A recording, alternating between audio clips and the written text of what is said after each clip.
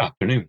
I just watched Alien Romulus, and I have thoughts. I've been putting this one off for a bit. The original Alien still being one of my favourite movies of all time, and I didn't want to come away with disappointment. But on a recent long flight, this was one of the options on the in-flight entertainment, and I decided to take the plunge. First off, it's not Alien. But then again, I think it's hard for anything to reach what Alien really was, or any of the original trilogy for that matter. There was something about the messy, grim atmosphere of the original films that called to me. That said, this was not a bad movie in the slightest. It was more of an action film than a pure horror movie. I would definitely have preferred more tension, but the setting, the machinery, the computer systems, the general ambience of the film definitely managed to capture the look and feel of the original, even if it didn't quite manage to capture that magic. And some of the performances were outstanding. In particular, David Johnson's performance as Andy. He played both sides of the android especially well, and his sudden change after the upgrade was handled brilliantly, showcasing the sharp turn in his personality extremely well. While I do say this was more of an action movie than a horror, the film was still relatively light on the action, so this one kind of sits in a grey area for me. I enjoyed the film. It was a lot of fun, and as for trying to fit into the pre-existing universe, it does a decent job, but it felt at times like it didn't know what it wanted to be, psychological creature feature or a space action flick, and it landed somewhere indistinct in the middle. That said, the visuals were pretty, and the xenomorph was rendered in wonderful detail, and it really did help pass the time on a 7-hour flight. I'm not sure if I'm in a hurry to watch this one again, at least not until I do another rewatch of the franchise, but I still think this is worth a watch, especially if you're a sci-fi fan. Until next time.